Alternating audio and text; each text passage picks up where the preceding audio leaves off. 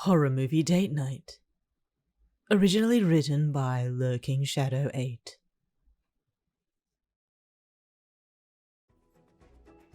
Now remember, it's nothing but special effects and a made-up story.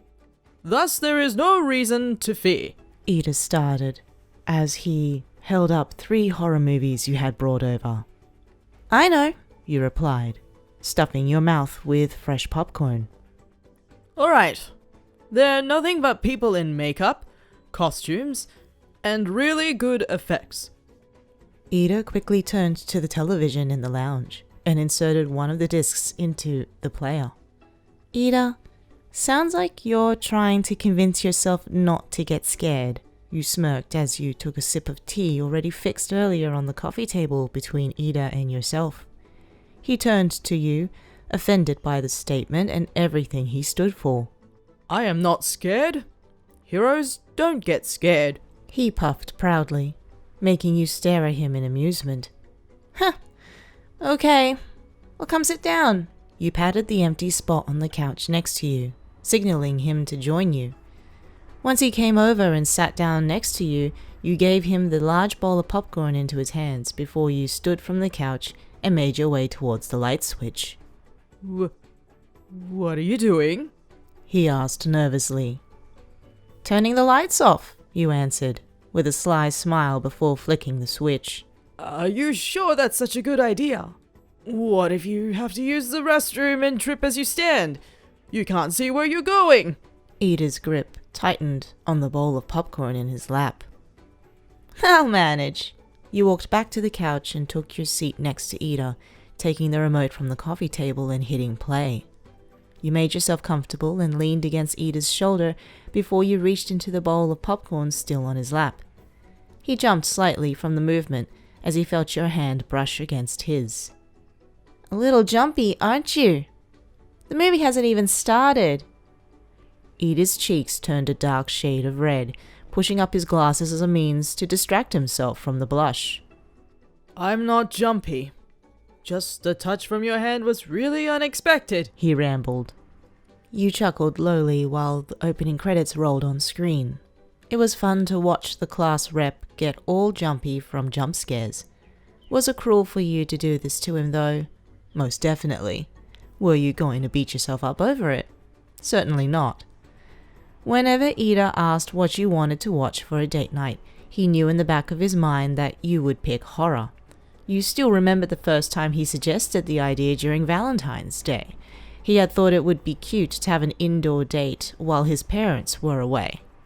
He allowed you to pick out any movie you wanted since he ordered takeout. Memories of that night flooded back, remembering that you decided on a gory and graphic Valentine's-themed movie. You believed it to be perfectly fine at the time, while Ida held on to you tightly. In the end, he tried to cover it up with many excuses such as, You looked cold. I held you since you seemed a bit frightened. And your favorite of them all, You needed a hero to protect you. Due to these romantic gestures, you decided to make him feel in a way manly, thinking he was protecting you and comforting you through such horrific scenes. It surprised you when you'd suggest he choose a movie instead, and he always picked horror, as if stating that the date night was a horror movie date night. Honestly, it made you smile seeing that he was willing to put his pride on the line for a couple of hours, just to make you smile. Your train of thought was broken when Ida jumped, nearly knocking the bowl of popcorn from his lap. You okay? You asked, turning your attention from the screen. Yes, I'm perfectly fine. You looked a little preoccupied, so I decided to give you a fright. Did it work? He asked, trying to play it off and recover from his scare. Was I really out for that long? You thought. You simply smiled and leaned in back into Ida's form. Terrified! The both of you returned back to the television screen and continued to watch the film. A tense chase scene played. Screams filled the lounge room while Ida's grip on your body tightened. You took this in stride and nestled further into Ida, which in turn comforted him, if only a little. Before the tension was too much for Ida to handle, as the scene reached its most pivotal moment, the television immediately shut off, and darkness engulfed the lounge room. "Did you get scared?" you asked curiously, looking at his hands to see if he grabbed a hold of the remote. To your surprise, he had nothing. Instead, he reached over to grab it off the coffee table and pressed the power button with no luck. "Did the power get knocked out?" you wondered out loud as you sat up on the couch. Ida placed the popcorn bowl on the coffee table and made his way to the light switch. He flicked it multiple times, but was still left in the dark. Maybe we should check the breakers, he suggested as he turned to you on the couch. You nodded in agreement before you made your way to him. He took your hand in his and led you through his home. The both of you felt around in the dark, but that didn't stop Ida from bumping into a few pieces of furniture, and certainly didn't stop you from bumping into his large frame. Once the both of you found your way to the kitchen, Ida led you towards the door that led to the basement. He slowly opened the door and peeked inside. All right, now stay close and try not to fall, he instructed as he took a step onto the steps leading down into the darkness. "Wait! What if there's somebody down there?" you shuddered as you peered into the cold, dark basement. Ida turned to you with a surprise before he let out a small, reassuring laugh. There's nothing to worry about. Just pretend you're in one of those horror movies, he suggested, which honestly did not make you feel any better. Truthfully, that sounds horrible.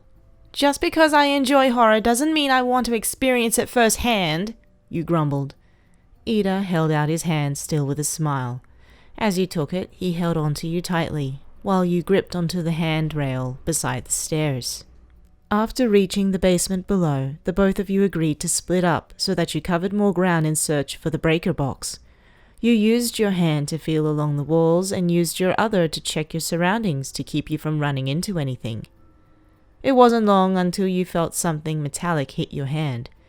You smiled in relief and proceeded to open the box before you felt a pair of arms wrap around you from behind, making you blush from the touch. "Hey, I found the breaker box," you stated out loud happily. "Really? That's great," Ida replied from a distance. Your back stiffened from the response, still feeling the strong pair of arms encircled around your body. You slowly flipped one of the breakers in the box and watched as the basement's weak lighting flickered back on. In the dim lighting, you could see Ida by the flight of stairs, his face drained of color as he stared past you.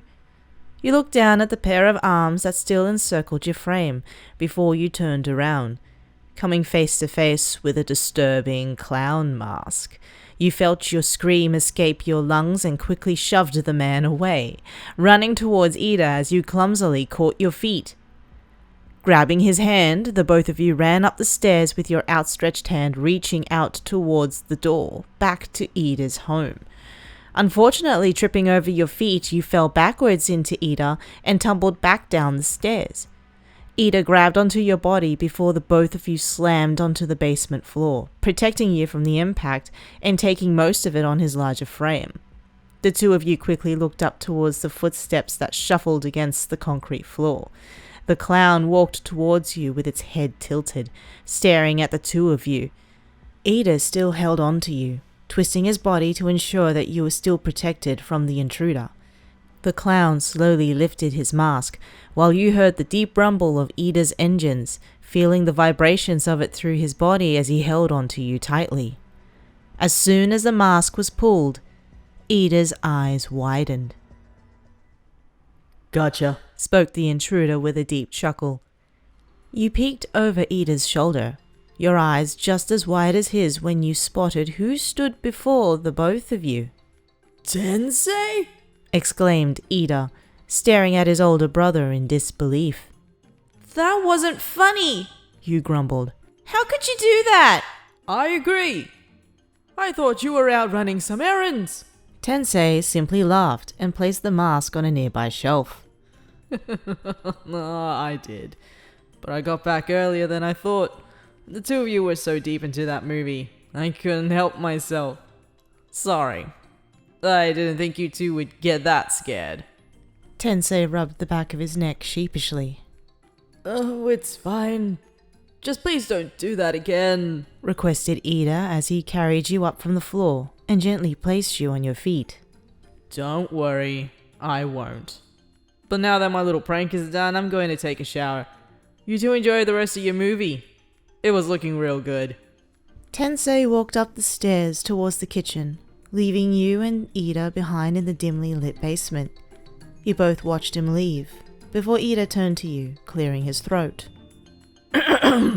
Well then, shall we proceed with the movie? He asked. You hummed in thought before shaking your head in response. No. Maybe we should just start watching action and romance movies from now on, you replied with a small smile. Ida, upon hearing these words, released a sigh of relief. Oh, thank God, yes, please.